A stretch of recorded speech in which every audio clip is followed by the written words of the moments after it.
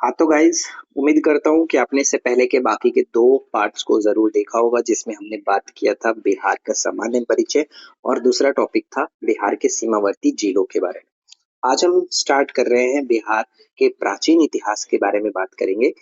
और सबसे इम्पोर्टेंट चीज जो कि आप लोग का डिमांड रहता है कि ये पीडीएफ कहाँ से मिलेगा, तो ये पीडीएफ हमारे एप्लीकेशन पर बिहार स्पेशल के कोर्स में और साथ ही साथ 71th बीपीएससी का एक नया बैच स्टार्ट हुआ है, नया बैच लॉन्च किया गया, उसमें भी आपको ये चीज मिल जाएगी।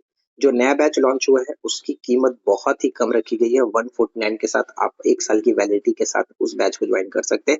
अगर आप अभी ज्वाइन नहीं करते हैं तो उसकी कीमत बढ़ जाएगी। ठीक है, तो ये आपके पास बहुत अच्छा मौका है, तो जाकर के आप उस बैच को ज्वाइन कर सकते हैं। 99 में सिर्फ बिहार स्पेशल मिल रहा है और पूरे 149 के साथ पूरा स्टडी मटेरियल्स मिल जाएगा जो कि आपको पीपीएससी में काम आएगा। तो चलिए फिर ज्यादा समय ना लेते हुए शुरू करते हैं। तो टॉपिक ये कह रहा है कि पाषाण काल के दौरान बिहार में मानव रहने का साक्ष्य प्राप्त हो चुका है। ऐतिहासिक दृष्टि से बिहार जो है वो प्राचीन भारत का एक समृद्ध एवं वैभवशाली क्षेत्र रहा, हम हमेशा से जानते हैं। और बिहार की इस समृद्धि को देखते हुए इसे भारतीय इतिहास का गर्भगृह के रूप में भी जाना जाता है। ठीक है, प्रौग ऐतिहासिक काल, और ये काल ऐसा होता है, यानी प्रौग ऐतिहासिक काल हम उस समय को कहते हैं जहां पर लोग ना तो लिखना जानते थे ना ही पढ़ना जानते थे। से ही यह मानव सभ्यता एवं संस्कृति का एक महत्वपूर्ण केंद्र था जिसका देश के इतिहास और सांस्कृतिक जीवन में एक निर्णायक भूमिका रही है। ठीक है, इसके बाद अगर हम आगे की तरफ बढ़ते हुए चलेंगे तो यहाँ पे हमें देखने को मिलेगा कि प्राचीन इतिहास में बिहार तीन प्रमुख महाजनपदों में, यानी जैसे कि मगध, अंग और वज्जी संघ के रूप में बटा हुआ था। जनरली हम जानते हैं कि 16 महाजनपदों के बारे में उल्लेख किया गया, लेकिन इसमें से सिर्फ और सिर्फ तीन ही ऐसे जो कि महाजनपद थे जो बिहार में स्थित थे, मगध, अंग और वज्जी। ठीक है, तो मगध और लिच्छवी गणराज्य के शासन काल की कार्य पद्धति से ही भारत में आधुनिक प्रशासनिक व्यवस्था की शुरुआत होती है और दुनिया का पहला गणराज्य लोकतांत्रिक व्यवस्था का जनक के रूप में जाना जाता है वैशाली को। तो ये बहुत इंपॉर्टेंट है, याद रखना।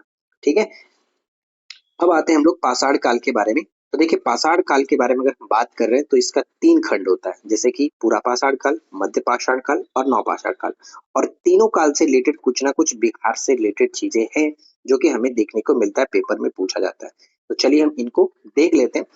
सबसे पहला पूरा पाषाण काल के बारे में बात करते हैं। तो मानव इतिहास का सबसे प्रारंभिक चरण माना जाता है पूरा पाषाण काल को।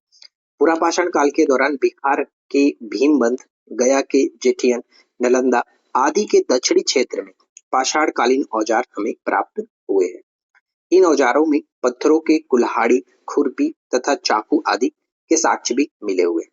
इसके बाद अगर हम देखें सोन घाटी, ठीक है, सोन वैली, जिसका स्थान की बात करें तो रोहतास, कैमूर और औरंगाबाद, यहाँ से हाथ परासी, खुरपी, स्क्रैपर आदि औजार मिले हुए हैं। इसे यानी सोन घाटी जो स्थल था उस समय के मानव के लिए महत्वपूर्ण जीवन रेखा के रूप में जाना जाता था। तो ये बहुत इंपॉर्टेंट था उस वक्त, राइट। अब देखिए नेक्स्ट जो पॉइंट दिया गया, वेरार, वंशी बेरार जो है ये पड़ता है औरंगाबाद में।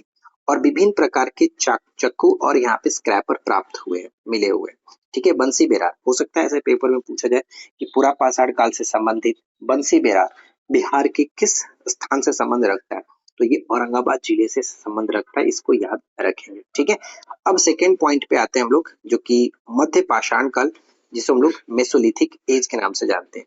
यह काल पूरा पाषाण काल और नव पाषाण काल के बीच का जो कि समय होता है।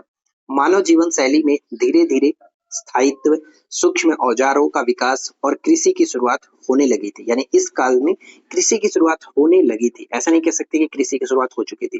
कृषि का विकास पूरी तरह से हमें देखने को मिलता है नवपाषाण काल में, लेकिन शुरुआत हो चुकी थी। ठीक है, एक जो कि स्थान का नाम याद रखना है, लेहदा। लेहदा जो है वो बिहार झारखंड की सीमा के पास स्थित है और यह स्थल मध्य पाषाण कालीन औजारों के लिए काफी प्रसिद्ध था।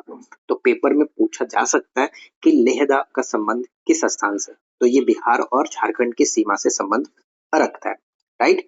चलिए, इसके बाद अगर हम आगे बढ़े तो यहाँ पे हमें देखने को मिलेगा कि इस काल के दौरान पत्थरों के बने औजार यानी मुंगेर क्षेत्र से भी प्राप्त हुए हैं। ठीक है, मध्य पाषाण काल के संबंध में मुंगेर से भी कुछ पत्थर के औजार प्राप्त हुए।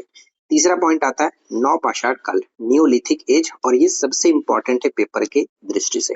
ठीक है, एग्जाम के पॉइंट ऑफ व्यू से देखा जाए तो सबसे ज्यादा जो प्रश्न पूछे जाते हैं वो नवपाषाण काल के संबंध में ही पूछे जाते हैं। इसलिए मैंने इसका कालखंड भी लिख रखा है, जो कि 7000 बीसी से 1000 बीसी तक होता है।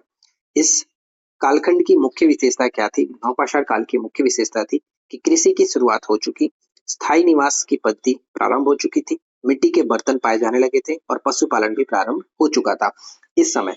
ठीक है, और सबसे ज्यादा जो चीजें देखने को मिलती है बिहार में, जैसे चिरांद के बारे में आपने सुना होगा, चिरांद सारण जिले में ये पड़ता है और यहाँ से कई सारी चीजें जो कि मिली हुई है और पेपर में भी पूछा जाता है। गंगा नदी के दक्षिणी तट पर स्थित सबसे महत्वपूर्ण नवपाषाण स्थल है ये चिरांद।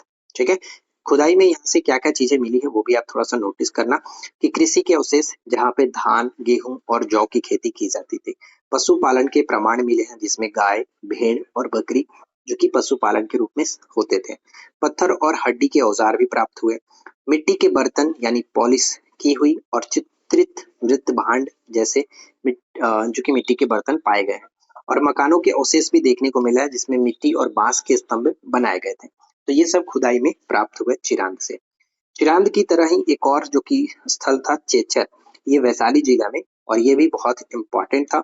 चिरांद के समान ही यहाँ पर भी संस्कृति देखने को मिलती थी, और खास करके यहाँ पे चक्की के पत्थर, ठीक है, चक्की के पत्थर, बर्तन और धान की भूसी के अवशेष प्राप्त हुए।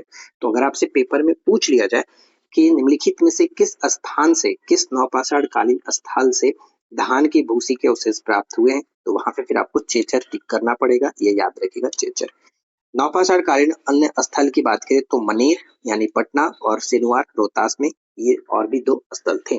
ठीक है, तो कुल मिलाकर के प्राचीन, अगर बिहार के इतिहास के मोटा मोटी हम देखें तो इतने सारे पॉइंट्स ठीक है कवर कर सकते हैं। ठीक है, जहाँ से क्वेश्चंस पूछे जा सकते हैं वो मैंने शॉर्ट पॉइंट्स में आप लोगों को बता दी। जैसे जैसे हमें और भी चीजें मिलती रहती हैं वो मैं आप लोगों के साथ डिस्कस करता रहूंगा। तो आपको ज्यादा पैनिक होने की जरूरत नहीं है, आराम से हर चीजों को पढ़िए। जो भी नोट्स यहाँ पे दिए जाते हैं उनको आप अच्छे से पहले याद रख लो, सब चीज आपको मिलेगा जो आपके पेपर में देखने को मिलता है। राइट, तो आई होप कि आप लोगों को ये छोटा सा वीडियो पसंद आया होगा। वीडियो कैसा लगा नीचे कमेंट्स करके जरूर बताना। वीडियो पसंद आया हो तो लाइक एंड शेयर करके जाइए, चैनल पे पहली बार है सब्सक्राइब करके लीजिए। और जैसे कि मैंने आपको बताया कि ये सभी पीडीएफ आप लोगों को हमारे एप्लीकेशन पर मिल जाएगा, जो कि अभी बिहार स्पेशल तो पहले से है ही, उसमें आपको 19 में पूरा बिहार स्पेशल मिलता है। साथ ही साथ अभी जो नया बैच लॉन्च हुआ है 71st वीपीएससी के लिए, तो उसमें आपको पूरा स्टडी मटेरियल्स बिहार स्पेशल के साथ साथ 149 के साथ मिल जाएगा। तो और ये लिमिटेड ऑफर है, तो जल्दी से जाइए, आप ज्वाइन कर सकते हैं। तो बस इस वीडियो में इतना ही, मिलते हैं नेक्स्ट वीडियो में। Thanks for watching.